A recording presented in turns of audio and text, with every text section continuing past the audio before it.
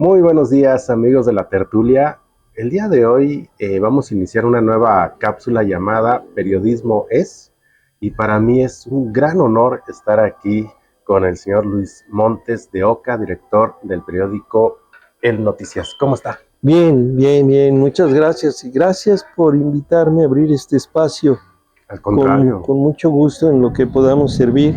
Soy director de información del periódico Noticias. La directora es la licenciada Ida Garfias Torres. Sí, perdón, director sí, de información. director de información. Ese sí me toca.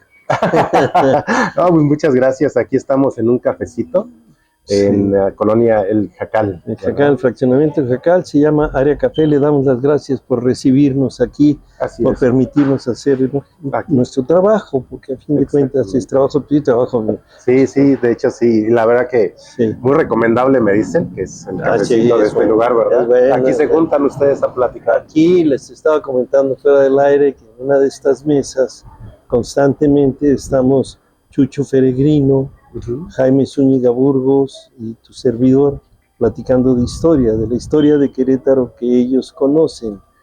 Son de aquí, están de familias de aquí, de toda su vida, entonces conocen vida y obra, lugares, es una delicia.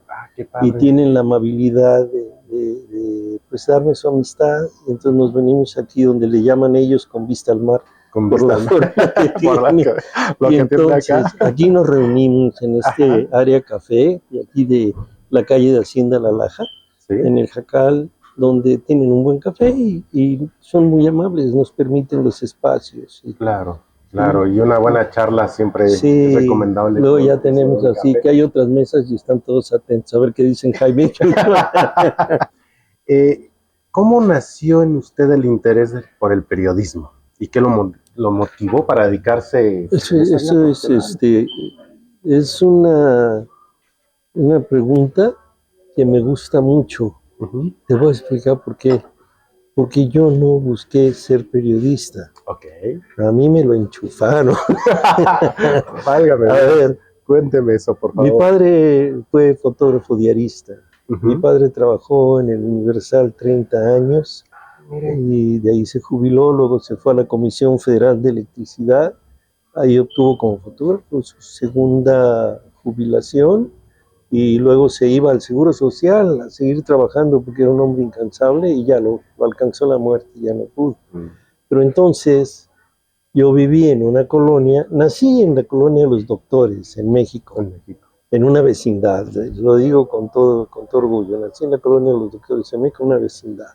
De ahí a los 2 años más o menos les dan casas a los periodistas en una colonia que se llamó la Segunda del Periodista, lo que es ahora Verdes, Narvarte, Nativitas, ahí en medio, es una colonia muy, muy pequeña, y ahí pues convivimos todos los hijos de los periodistas, íbamos a la misma escuela, entrábamos a las casas sin pedir permiso, porque era una comunidad, ahí estábamos. Y desde ahí, bueno, enfrente de mí vivía Ismael Casasola, ¿no? Tú sabes, el archivo Casasola, el prestigio que tiene y todo, pues él era de los que nos regañaba porque andaban echando fútbol ahí en la calle todo el día. Estaba Arturo Sotomayor, estaba Antonio Rodríguez, el crítico de arte, estaba Chicharrín, estaba el señor Gutiérrez, estaba una cantidad de periodistas reunidos ahí que los teníamos al alcance. Entonces, las charlas en las casas eran temas periodísticos. La vida se desarrollaba en torno a lo que sucedía en México y tenías todos los periódicos, todas las revistas, se las daban, ¿no? Entonces yo recuerdo a mi padre caminando los viernes y salir corriendo, mis hermanos y yo, porque traía los cuentos que se llamaban. Entonces ya los sacaba y nos los daba, porque venía del periódico y ahí los imprimían. Entonces traía para sus hijos los cuentos, ¿no? Historias, tradiciones, historias de la Ciudad de México, la Archie, todas esas historietas que llegaban. Entonces ese era todo el alimento de todo el día. Entonces yo decido estudiar mecánica, ¿no? Yo me inscribo en el Politécnico. ¿De mecánica? De mecánico, yo soy mecánico.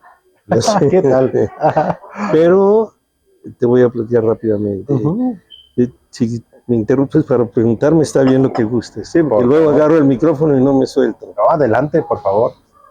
Bueno, entonces en 1968 se abre una oportunidad de trabajo en los periódicos de México porque está la Olimpiada. Entonces habría que tener muchos fotógrafos, laboratoristas y demás. Entonces cuando sucede eso, llaman a mi padre de nuevo del Universal. Él ya estaba en otra área, lo llaman, se regresa a trabajar. Mi hermano, inmediatamente mayor que yo, también es fotógrafo y pintor, lo llaman, entonces ya están trabajando los dos, y a mí no me dan chamba. Me dice que no, que yo me dedique a estudiar otras cosas. Ajá. Entonces yo voy con un señor que se llamaba Daniel Soto, que era el jefe de la fotografía del Universal, y le digo que yo quiero trabajar, y me da trabajo. Entonces trabajamos mi hermano, mi papá y yo en esa época, y a mi hermano y a mi papá, perdón, sí, terminando las Olimpiadas y todo eso, listo, se fueron, y a mí me dejaron trabajar todavía unos meses ahí, y llegó el momento en que tuvieron que determinar entre un compañero que se llamaba Antonio y yo. Entonces nos habló el señor Soto y nos dijo, hay una plaza solamente, y se la voy a dar a Antonio. No hay problema. Ya, pues el otro feliz y yo triste, ¿no? Sí. Porque ya mi vida era esto, ya yo sentía esa necesidad de entrar a las 9 de la mañana y salir a las 3 de la mañana, oliendo a tinta, con los químicos del laboratorio, todo se pesaba, se hacían las fórmulas, era un periodismo muy, muy distinto al de ahora. Claro. Entonces pasa que cuando sucede esto, le pregunto al señor Soto, está bien, yo acepto todo, pero me gustaría saber por qué.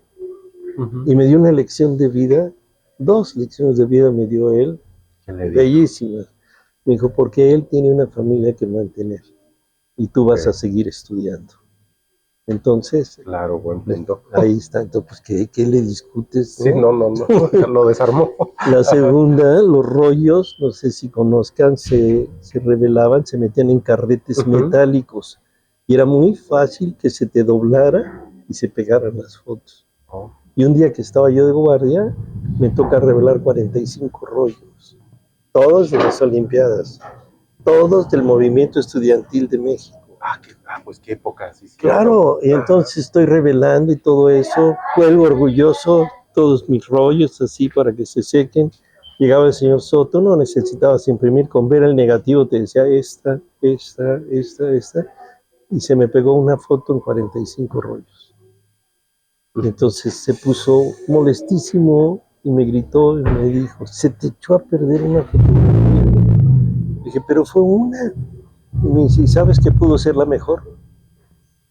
Claro, oiga, por supuesto. Esos fueron mis maestros. Sí, claro. Esos fueron mis maestros.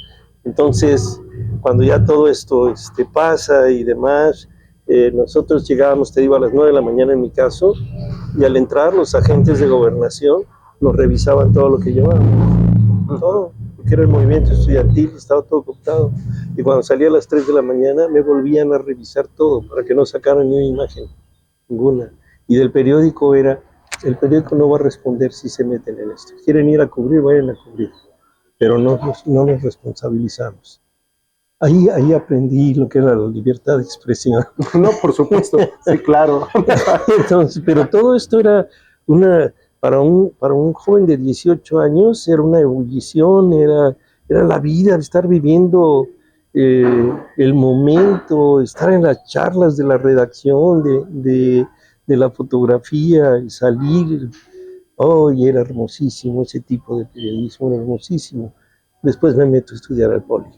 Ajá. ¿No? Y entonces ahí viene un impasse, ¿no? Yo sigo trabajando en la fotografía y demás, pero viene un impasse, egreso, y entonces, porque mi padre me había dicho que si quería trabajar en los medios, primero le entregara un título.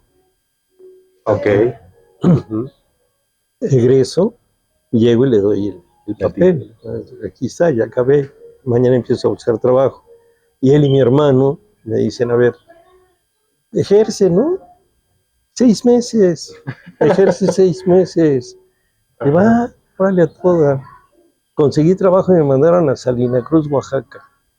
Hasta allá. hasta allá. Después de haber recorrido varias partes que me mandaban y no había y esto, y andaba tiro, tingo al tango, bueno, total, me voy a Salina Cruz, ahí empiezo a escribir en los medios locales, a tomar fotos para los medios locales y sigo mi carrera periodística, más como freelance en muchos casos, ¿no?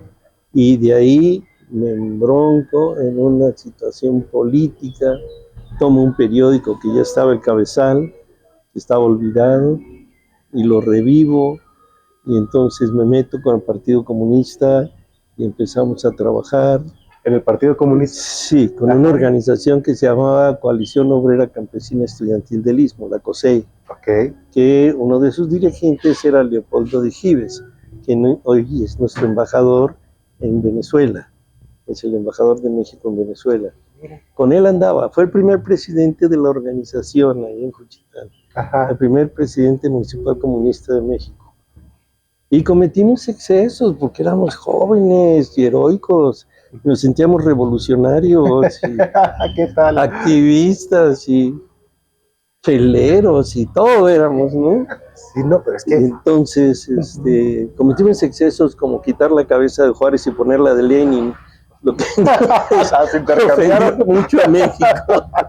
Una gran ofensa a México porque no entendían que éramos jóvenes.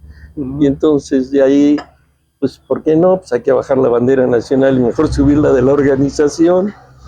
Entonces fue ofensa nacional y metieron al ejército. Y se empezaron a hacer escaramuzas y todo, y después de un rato lo que pasó es que pues tuvimos que salir huyendo muchos. No, bueno. Entonces ya me fui a vivir a Sonora, a Guadalajara, a Celaya, regresé a México y por fin aquí, pero ya dedicado al periodismo y a la docencia, que la docencia siempre fue mi punto económico de apoyo, ¿no? Eso fue la docencia. Ahí empezó la coordinadora, ahí empezó la sección 22 de Oaxaca, cuando se sacó a los que estaban ahí enquistados de años, y entraron los jóvenes maestros revolucionarios. Y yo era periodista nada más, ya andaba ahí tomando fotos, haciendo crónicas y demás, hasta llegar aquí a Querétaro. Entonces, cuando me dices cómo nació esta idea, digo, no, pues es que ni la pensé. No, pues la traía. Sí. Nació más bien con esto. Sí. Lo lleva la sangre. Los niños jugaban carreterita con carritos. Yo hacía lo mismo, pero con los rollos de 120 de película, que tenían así como ruedas. Y ahí andábamos mi hermano y yo. Eso fue más o menos. Me aburría mucho la escuela. Mucho. Porque mientras los niños estaban gritando, a la escuela me quedaba 10 pasos. Salía yo de tu casa, caminaba 10 pasos, estaba en la escuela y llegaba tarde diario. Entonces, cuando los niños estaban con las tablas, 2 por 1, 2 por 2, 4, yo estaba en la casa jugando con las cosas que llevaba mi papá. Te platico algunas que me marcaron. La cachucha de León Trotsky. Cuando el asesinato de Trotsky, llega mi papá, se mete, toma sus fotografías y demás, y ve la cachucha. Y se le ocurre que esto nos podría servir a nosotros porque era parte de la historia. Claro. No se la roba, pero la toma para nosotros. Se la vuela, pues, y llega y nos platica la historia de Trotsky. A mis hermanos y a mí, y la cachucha. Y la seguimos conservando. Ahí está en la casa, está en la casa paterna, en su casa, en la casa de mi papá. Ahí está, él ya falleció, tiene mucho. Pero eso, un asesinato de una adivina. Entonces la embaularon, la mataron y la embaularon. Pues mi padre fue a cubrir el evento y todo, y vio que en la mesa la adivina estaba su bola de cristal, una bolita así de cristal. Y entonces él dijo, no, pues se la llevo a mis hijos. Pero no cabía cuando se le estaba robando, entonces le decían el chatito. Pasó un policía, le dijo, chatito, aunque se rompe el pantalón. Y ya con toda confianza se la metió, se puso más nalgón de un lado, salió con una bola. Por supuesto. Llegó a la casa, sacó la bola, imagínate la plática que teníamos del fotógrafo que había estado en el lugar, que le daba risa porque decía, era divina y no adivinó que le iban a matar. Entonces, pero nos llevó la bola. Ajá. Y entonces ahí estaba, una cabeza de jíbaro, esas reducidas, una cabeza reducida que les dieron en algún lugar. Sí. ¿Qué tal? Y todo eso había ahí. Entonces yo iba a la escuela para que me tuvieran 2 por 1, 2 por 2, que me aburría. No, usted estaba en otra. Faltaba constantemente. Ajá. Y podía faltar con mucha facilidad, porque mi mamá se murió cuando yo tenía 10 años. Entonces prácticamente andaba yo de pata de perro. Entonces podía hacer esto, podía quedarme en clases, y pues claro que me reprobaban, y me regañaban, y me castigaban.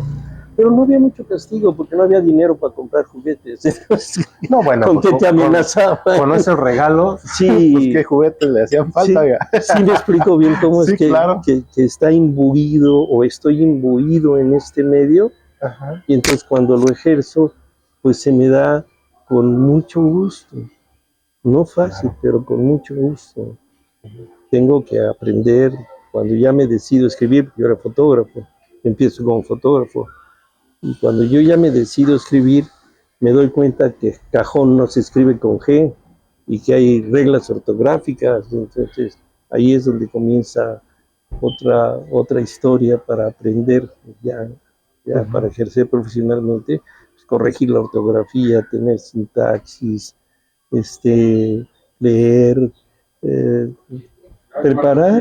prepararte para este trabajo, porque es un trabajo donde necesitas tener una cultura tan vasta como ir a las luchas, ir al fútbol, estar en las peleas de box, ir a los campos llaneros a ver a los chavos que están jugando, meterte al ballet, ir a las exposiciones de escultura, de pintura y todo. Es un aprendizaje, ¿no? Total y diario, pero se te está abriendo todo el panorama. Claro. Todo el panorama.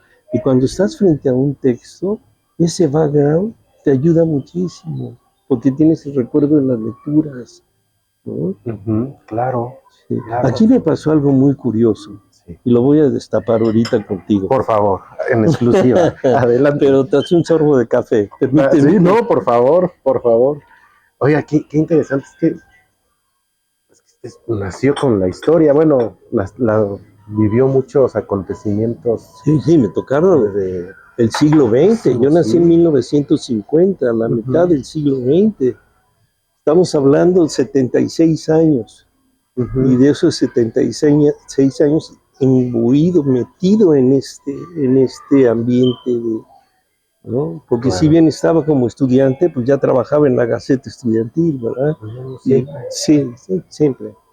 Y a mí el señor Ursúa me decía que había que escribir diario, y no importaba dónde, que así estuviéramos en la hoja parroquial, teníamos que seguir escribiendo. Esas eran las lecciones de José Luis Ursúa, gran periodista, andarín, un personaje, que él me recibió aquí en Querétaro, por órdenes del director, don Rogelio Garfias. Él me recibió, y con él estuve. Me prestó su grabadora, no traía yo grabadora, ¿no?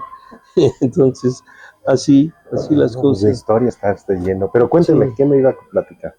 Ya se me olvidó. La exclusiva que nos iba a dar. Bueno, es que nos ha dado muchas exclusivas. No, bueno, este es el Alzheimer. No, te iba a hablar. Es que estaba pensando si lo decía o no lo decía. Por favor. Pero es curioso. El chino me dijo, platícanos algo que sea curioso. Algo que sea curioso. Nuestro director fundador, don Rogelio García Ruiz, entonces recibió unas copias de un libro de García Márquez, de Gabriel García Márquez. Sí, gran escritor.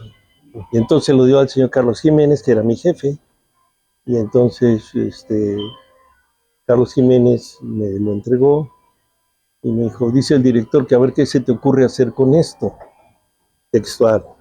Dice el director que a ver qué se te ocurre hacer con esto, y me entregó el libro. Y leí el libro, una fascinación, donde habla del periodismo como el mejor oficio del mundo. Pero ¿cómo hacer algo? A ver, un tarugo no puede escribir de un grande, ¿no? Pues, la riegas, ¿no? Entonces, así me sentía yo, como con García Márquez, ¿qué hago? Y no me gusta quedarme con las manos vacías, ni llegar y decir, no pude, Señor, no lo hice, pues ¿cómo? Entonces, es ahí donde te digo las lecturas que a veces tienes y las puedes venir a aplicar. Entonces resulta que me fui al famoso heroico 1810. Ya a mediodía. No había nadie. Todavía no empezaba lo de la comida, los otros ya se habían ido a hacer las notas.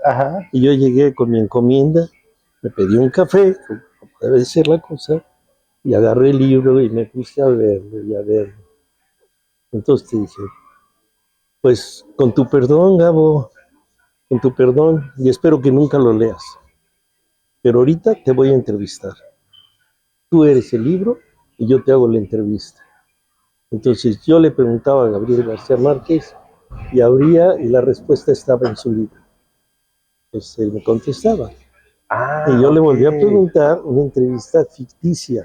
Sí. ¿No? Y le volví a preguntar y me respondía. O sea, agarraba usted una hoja al azar. Sí, preguntaba y ahí estaba la respuesta. ¿No? ¿Por qué consideras que el periodismo es chévere? Y ahí estaba la respuesta. Y pues, acabé mi entrevista toda madre. Era así como sábado, ¿no? Y entonces llego a la redacción, la entrevista. Y yo vivía en Celaya todavía. Y iba y venía diario, ¿no? Y entonces, pues ya dejé ahí mi encomienda, la dejé, y ya me fui, no había celulares, esta facilidad que tenemos ahora, ¿no? Toma la gallito, al otro día que voy viendo en primera la entrevista oportuna de Luis Montes de Oca a Gabriel García Márquez, que vino al 1810. ¿Qué tal? El editorial de mi gran amigo don Luis del Toro, dedicado a la oportunidad periodística de haberme encontrado con García Márquez y haberlo entrevistado. Y cuando yo le hablo por teléfono al señor Jiménez, le digo, oye, dice, en esta entrevista de papel bond, es una entrevista ficticia, me dijo, pues no vengas a trabajar y te callas porque todo el mundo te anda buscando.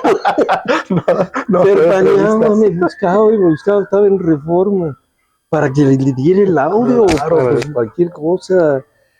Y muy curioso, le tuve que decir, Fer, no, se malentendió, no era por ahí. Me dijo, no, qué salvada me acabas de dar, porque de Reforma lo traían, pero frito, para que le hiciera la lente, cómo se le había ido. Y entonces, ya así varios jefes de información y todo me andaban buscando, porque yo cumplí con mi deber, pues, yo hice lo que me pidieron. A ver qué se te ocurre. Pues se me ocurrió eso, ¿no? Y cumplí, y se armó un desorden aquí. Y entonces, si hubiera esto de la internet, yo creo que hubiéramos tenido miles de visitas, ¿no? Y si hubiera entrado el Gabo, y entonces sí me lo hubiera visto fuerte, ¿no? Dice que... ¿Quién sabe? Me hace recordar un acontecimiento histórico, ¿no? De la persona, perdón, no recuerdo el nombre, que trabajaba en la radio y platicó y se hizo la famosa La Guerra de los Mundos. Orson Welles. Orson Welles, sí. Lo empieza a platicar, las personas pensaron que realmente estaba invadiendo marciana, ¿no? Y le pasó, bueno, salvar las distancias, ¿no? Sí, es Orson Welles. Y hay otro de Mago Septién. No me sé. Llega tarde al estadio de béisbol y tiene que narrar el partido, y de modo de llegar a decir, estamos en la cuarta entrada y las otras tres. Entonces se sentó y empezó a imaginarse las otras tres entradas con las estadísticas que tenían ahí y empezó a narrar hasta que se emparejó y terminó, pero termina el juego y él sigue narrando todavía. Y entonces cuando sale, ya las luces del estadio están apagadas y todo, pero están todos los taxistas estacionados oyendo. Diciendo, ¿cómo estás? Está todo apagado. ¿Cómo es que sí, esa es, pero clásica de él, ¿no? Lo hizo famoso. Ese es el profesionalismo, la necesidad que tienes que hacer algo, y si ya se te fue como con el mago, entonces tú inventas y tú le cumples a tu público y a tu empresa y contigo, y emparejas las cosas, ¿no? Entonces, así. ¿Cómo no enamorarse de esta profesión? ¿Cómo no? Claro, es bellísimo, es ¿no? bellísimo. Sí, es vivencial totalmente. Es bello, es un trabajo bello, es ser protagonista sin serlo, Qué porque tú no padre. estás ahí, pero sí estás, Sí, no está ¿no? ahí, pero sí está. Está una balacera y no estás dentro, ni eres policía, ni eres malandro, pero estás, Claro, ¿no? claro. Oiga, pues, ¿a usted le ha tocado una evolución fuerte del periodismo? Sí, Ahorita, por ejemplo, en esta era de tantas cosas sí, digitales, sí, sí, sí. ¿cómo ve usted Evolucionar me ha esta costado evolución? mucho trabajo. Ujú. Tengo muchas dificultades con lo digital, lo reconozco. Soy un cavernícola del ciberespacio, ¿no? Sí, me cuesta mucho trabajo, pero hemos logrado ir venciendo algunas cosas. Deja el manejo del celular, la emigración de nuestras máquinas de escribir Sí, a la computadora. lo digital, a la computadora, claro. Don Manuel Paredón se resistió mucho tiempo y seguía haciendo sus crónicas en su máquina de escribir, y ahí en su lugar estaba su máquina de escribir, Ujú. y él siguió trabajando. Don Manuelito, donde esté, un saludo, hace rato que no lo veo, y él se resistió mucho tiempo, pero emigró y se metió a la computadora, Ujú. ¿no? Yo tuve que emigrar también para entrar a la computadora, para aprender a utilizarla, para el uso del internet, para las nuevas plataformas, para todo. Ahora, los jóvenes traen todo ya en el teléfono, ya tienen inteligencia artificial, Sí, que es lo de una hoy. delicia, pero es una delicia que hay que cuidar.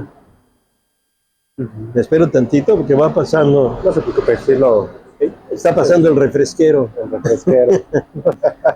Entonces, tienen todo, tenemos muchas facilidades ahora. Yo no me quejo de las nuevas tecnologías, me quejo de la flojera, de Claro. eso sí, me quejo mucho y con sobrada razón, porque no es inteligente decirle a una máquina que te escriba una nota Ujú. y meterla, Sí, no. porque lleva una de deficiencias, es inteligencia artificial, pero es muy ignorante, Ujú. muy ignorante. A ver, a ella le da lo mismo que digas número, que número, que numeró, Ujú. y cambia todo el contexto de un párrafo. Claro. Y si no entiende una palabra, te pone otra, o te Ujú. pone lo que ellos creen. Y entonces, sí, usa la inteligencia artificial, pero revisa, Sí, claro, por supuesto, ¿no? digo. Date cuenta de cómo está, corrige, y a todo dar, pues ya te ahorraste tiempo. Una entrevista de las que hago aquí, que me lleve yo 40 minutos a una hora, más o menos, para transcribirla me tardo 4 a 5 horas, porque estoy oyendo, estoy escribiendo, estoy recordando, estoy consultando los datos y la voy armando, la voy armando. No es nada más lo que está, el audio. Ujú. Si lo meto a la inteligencia artificial, entre 8 y 12 minutos me lo tiene listo, Sí. transcrito y muy limpio. Entonces ya nada más ocupo una hora, hora y media en limpiarla, para que vaya bien. Y aún así se escapan los errores, Claro, se escapan. Les voy a platicar una anécdota por favor. de don Fernando Benítez, que Ujú. era el hombre cultura de México. Había un periódico que se llamaba El Nacional, y ahí en El Nacional él tenía la sección cultural del Nacional. Hombre culto, por todos lados, amable, gran maestro. Y entonces él fue a hacer una entrevista en esa época, estamos hablando tal vez 50, ¿no? Fue a hacer una entrevista a Pita Amor, que era una poeta exquisita, la poeta de México, ¿no? Así, Pita Amor, tenía un prestigio, y la va y la entrevista, le hace su crónica y cabecea el enorme mundillo de Pita Amor, así se llamaba, cabeza 8 columnas de la sección de cultura del Nacional, que era la más fuerte de México. Ujú. Pero así son los gazapos, se esconden, se atraviesan, nadie los ve, se van. pasó por correctores, por subdirectores, por directores, por todo, y se fue. Y cambiaron una M por una F. Y decía, el enorme fundillo de Pita Mor. Entonces, cuando él ve eso, empieza a llamar la atención, a angustiarse, y llega Pita Mor con el periódico en la mano, así, y lo agarra periodicazos. Pero para menos. Lo corretea por la redacción a periodicazos. Cuando el maestro Benítez, con esa seriedad que le caracterizaba, platicaba esto, se le asomaba una sonrisa al final y decía, ni tan grande que lo tuviera. Así de ese tamaño las lecciones que nos dejan los mayores. Claro. Pero es que es verdad, qué delicado dejar todo a la tecnología. Sí. Porque usted tiene razón, no es una palabra, es una letra. Sí, o un acento. Sí, ¿no? También. Comía como vestía, ¿no? Sí, claro. O sea, sí. No puedo yo imaginar, no sé, un juicio, ¿no? Una demanda con una palabra, un acento mal puesto. Una coma. Cambia todo. Una coma. Que te cambia todo. Cambia todo. Es que el lenguaje es muy exigente. Sí, bastante. Sí, por eso hay que tener cuidado con el lenguaje. Bueno, los jóvenes tienen la gran oportunidad de tener una facultad como la de la UAC, ¿no? O otras universidades, pero están en la academia, pueden estudiar, ahí tienen maestros, les enseñan y todo. Entonces deberían de tener un potencial, lo deben de tener un potencial extraordinario. Si nosotros aprendimos del café, ellos que fueron que van a las aulas, pues tienen todo y tienen grandes maestros. Claro. Sí. Oiga, qué padre. Y bueno, ahorita en estos momentos usted es director de información del periódico Noticias. Sí. ¿Qué retos hay para usted ahorita con este cargo como director? O sea, ¿cómo ve al periódico en estas fechas actuales, con estas nuevas tecnologías, con todo esto? Estamos viviendo una época también muy complicada. Económicamente, el papel, todos los insumos, todo cuenta. Esta pregunta me la hicieron hace muy poquito tiempo en la reunión esta que tenemos que se llama Llévese la suya, ¿no? Que ponemos fotos de los periodistas trabajando y vamos cada día de la libertad de expresión, ponemos nuestro tendedero y cada quien se lleva la suya, ¿no? De forma gratuita. No hay políticos, no hay nada, no hay discursos, ¿no? Ahí estamos la raza y vamos por nuestra foto, ¿no? Demian Chávez la cambió, agárrese la suya, y ahora ya es más famoso agárrese la suya que llévese la suya, y entonces se presta todo a lo chusco. Y me decían que qué sentido tenía seguir con esto si ya podíamos mandar las fotos por WhatsApp. Entonces me hizo reflexionar en ese momento la pregunta. Dije, esta reportera tiene solucionado su situación mediante el teléfono. Ahí le llega la información, ahí las ve y qué padre, y las puede guardar en su computadora. Y la fraternidad y el convivio y el reencuentro y el volverte a ver con los amigos que has tenido situaciones tan complicadas, el abrazarte, el decir, me tomaste esta foto, canijo, a saber, armamos un duelo, a ver quién es el fotógrafo más rápido. Y me tocó, creo que se llama Fernando, mi compañero, no recuerdo ahorita, porque el Alzheimer me pega más a esta hora, porque no he dormido. Entonces, hicimos nuestro duelo como en el lejano oeste, así, dimos la vuelta y las cámaras. Aurelio Peña lo grabó. Y se hizo un cotorreo muy padre que no te lo dan las máquinas. Que es de improvisación, que es el momento, que es la convivencia. Entonces, eso vale. El periódico digital, sí, está bien. Hay quien consume el periódico digital. ¿Qué haces con 180 familias que están distribuyendo tu producto desde hace 56 años? Los voceadores. ¿Qué haces con ellas? ¿Los vas a quitar ya? ¿Ya se acabó? ¿Nos vamos a lo digital? ¿Adiós? No. Sin seguridad social, sin nada, las familias. Es herencia, ¿no? De trabajo, trayectoria, Empezó el abuelo, el padre, el hijo, el nieto, y todos trabajando, yéndose a las peregrinaciones con los bonches de periódico, a venderlo allá y estar desde las 4 de la mañana mentándonos la madre porque nos retrasamos, ¿no? Entonces, toda esa efervescencia, ¿cómo la vas a perder? Porque ya lo puedes tener con un clic. ¿Cómo vas a reunir a la familia con un solo objeto?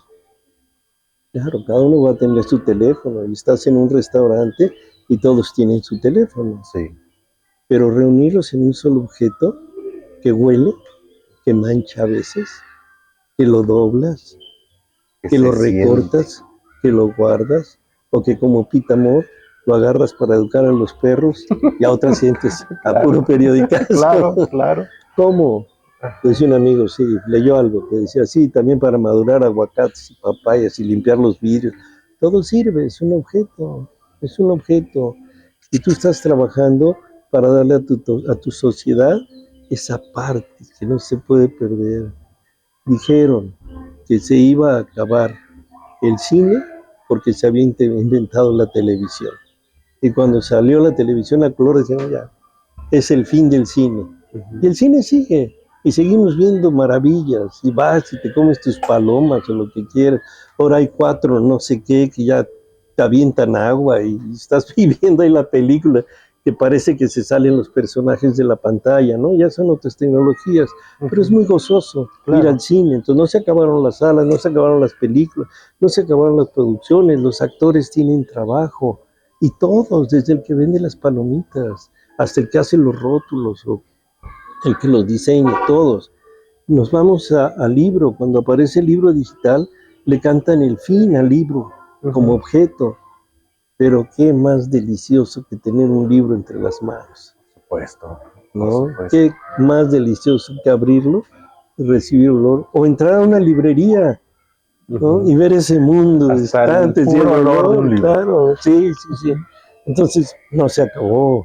Y así le han cantado, perdóname, es el atoso porque para mí es el amanecer. Entonces, le han cantado la muerte a muchas cosas. ¿No? A muchas, al carro de gasolina porque ya venían los eléctricos y tenemos híbridos y seguimos teniendo carros de gasolina, ¿no?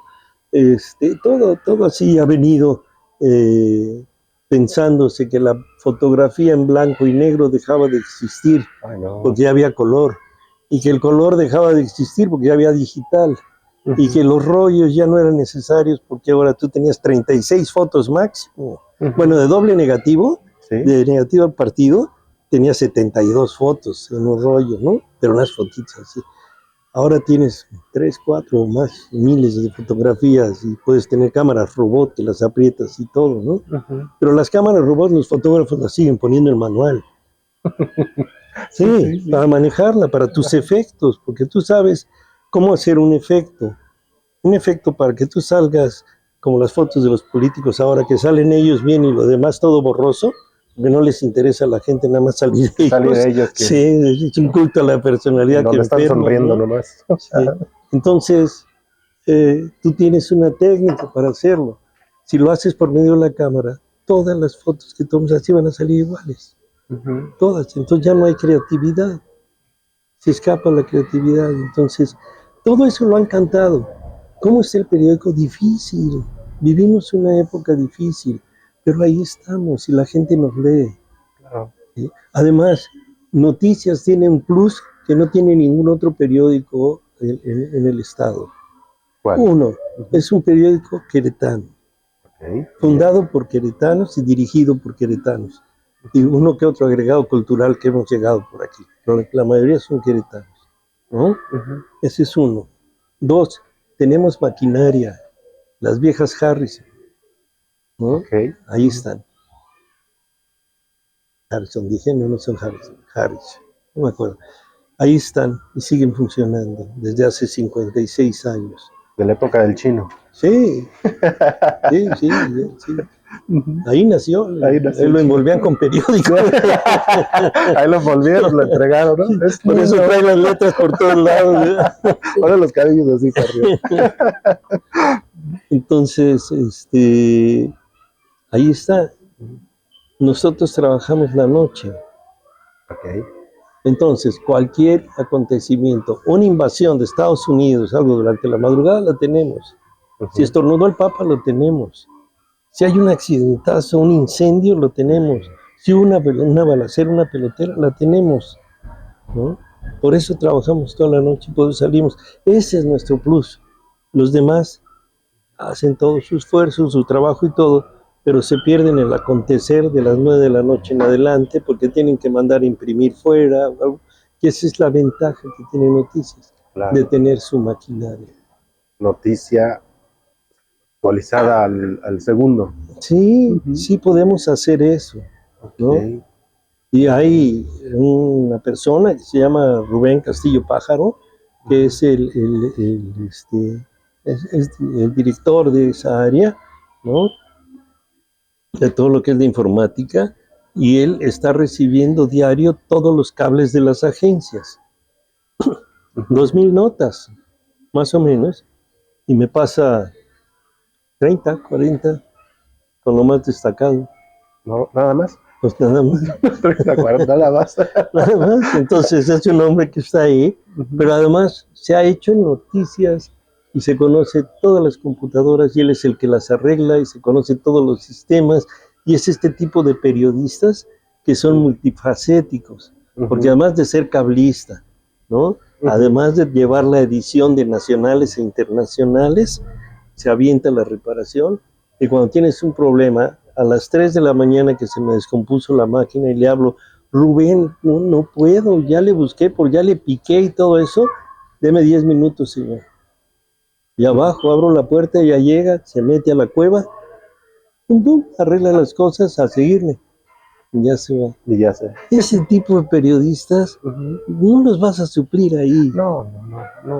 Creo que la tecnología, bueno, yo siento, son muy útiles. Es un complemento. Sí, ¿no? Sí, acuerdo contigo, totalmente, es un complemento, no es la ley. No es la ley, y mucho menos cuando se trata del periodismo, de las artes, del arte. Esto es un arte. Y el arte no se puede sustituir porque siempre hay una esencia es humano. Que pone humano. Sí. ¿No? Yo considero eso y bueno, el periodismo es... Yo no estudié el periodismo, yo soy arquitecto de profesión y todo nació con el chino que decidimos hacer un proyecto que se llama La Tertulia. Y es algo que no hemos abandonado porque le gustó. En la columna política que tenemos en el periódico que se llama Los Hijos de la Corneta y que obedece a que aquí hubo un periódico que se llamó La Corneta y era un periódico bravo, ¿no? En su época, y cuando hacemos una columna política para suplir la del traje del emperador que ya se había agotado, pues tenemos que resurgir y ponemos Los Hijos de la Corneta en honor a aquellos periodistas y para una columna política. Y el último párrafo o el penúltimo párrafo siempre es la tertulia. La tertulia. Sí, claro. siempre es la tertulia. Ahí de un gran amigo mío que también domingo a domingo nos manda su colaboración. Padre, oiga. Sí. Dice que yo tenía algunas preguntas preparadas, pero... Venga, no. Me gustó más la plática. Todo creo que es que nos haya usted compartido estas experiencias. Somos compañeros. Muchas gracias. Que nos hayas compartido todas estas experiencias es padrísimo, creo.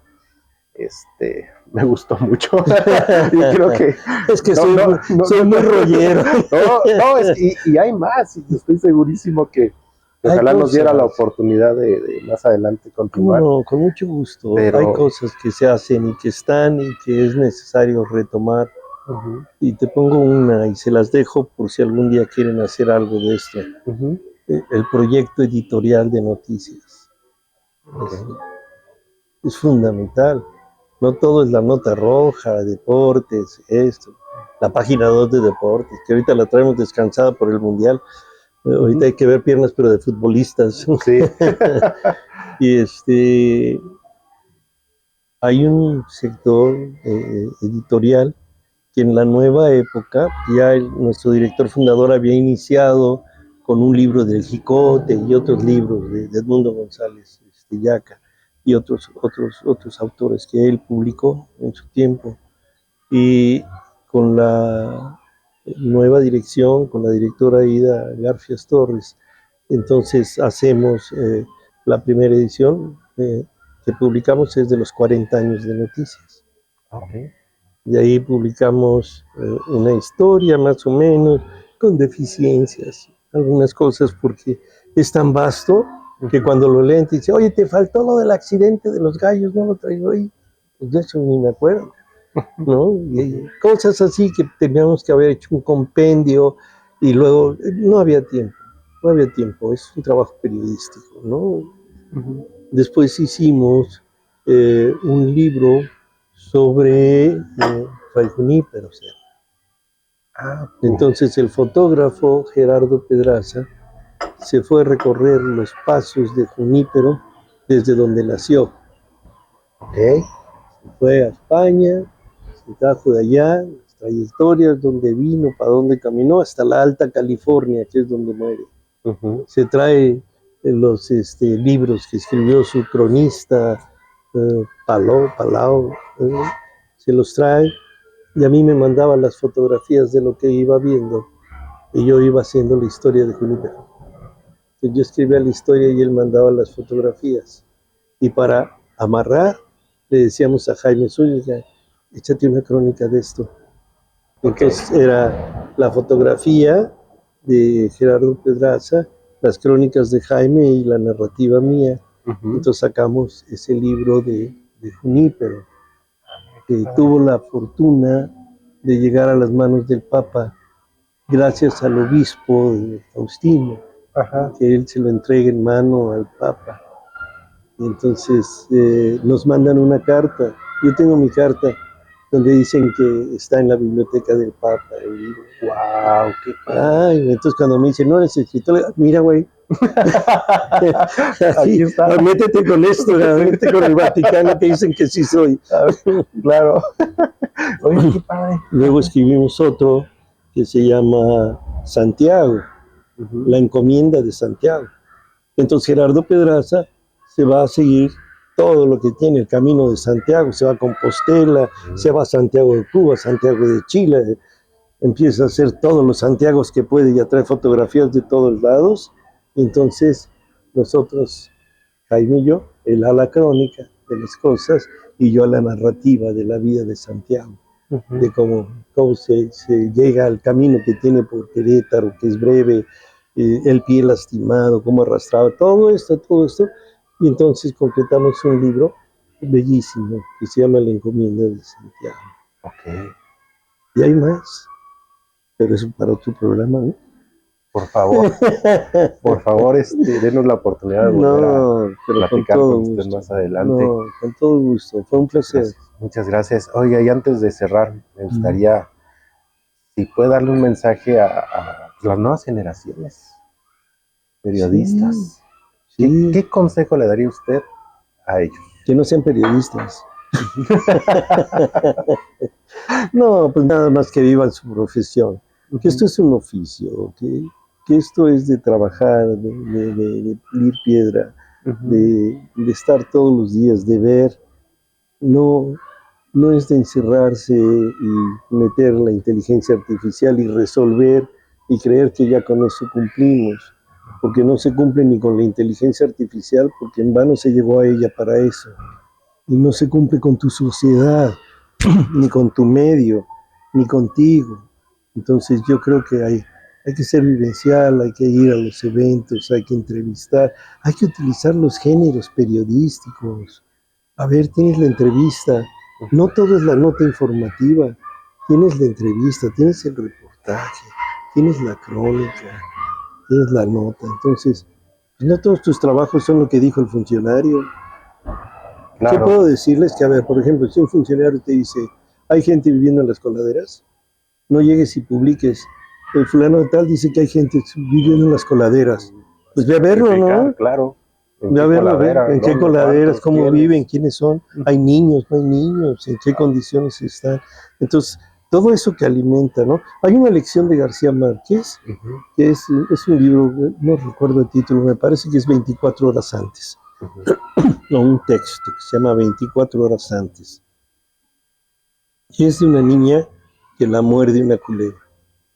Ajá. Para que se salve la vida, tienen que traer un suero desde África, creo, ¿no? Pero la niña está corriendo el veneno en su sangre. Sí, Y entonces, desde que contactan al que tiene el suero, que lo da, que lo llevan al aeropuerto, que el aeropuerto hace los traslados, hasta que llega a Colombia, donde estuviera la niñita para que le dieran el suero y salvaran la vida, él empieza a narrar qué estaban haciendo 24 horas antes todos los que se involucraron. El piloto del avión, la azafata, las enfermeras, el doctor, la familia, 24 horas antes. Ajá. Y entonces es una delicia de reportaje periodístico que tuvo la curiosidad de irlo a buscar. Me pueden decir, sí, pero el tiempo. No, es que puedes cumplir con tu cuota de trabajo, tus notas que tienes que entregar. Si tienes el gusto, puedes hacer una cosa así. Claro, por supuesto. ¿Es tiempo? Sí, sí es tiempo. Y es trabajo, sí, mucho. Pero por eso fue García Márquez, ¿no? Sí, es lo que es. No, no, hasta el día de hoy es... Sí. Bueno, qué bárbaro. Es ejemplo, sí. Sí. Eso. Muchísimas gracias, don Luis. Un placer. Y que me disculpen si no era eso. No, el que esperaban escuchar. No, como no, yo creo que es un valioso consejo y con toda la experiencia del mundo que tiene usted. Todos los años, ¿no? Sí, pura vagancia. Una vagancia. De eso se trata la vida. Es vagancia. Una vagancia. Sí. Qué buena frase.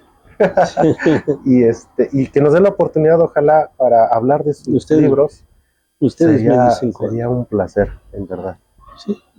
Ustedes me dicen cuándo y yo con mucho gusto le traigo. Muchísimas gracias. Muchas gracias a ustedes, muchísimas gracias por este espacio y al café, a Área Café, de aquí Hacienda La Laja, que nos hizo el favor que nos hace el favor de permitirnos para que venga yo aquí a echar mis cotorreos. Y para que nos den permiso más adelante de seguir entrevistándolo. Muchas gracias. Gracias a ti. Gracias. Muchas Chino, gracias. Siempre de corazón, Chino. El buen Chino. Sí. Bueno, amigos de la tertulia, muchísimas gracias y volvemos a la programación.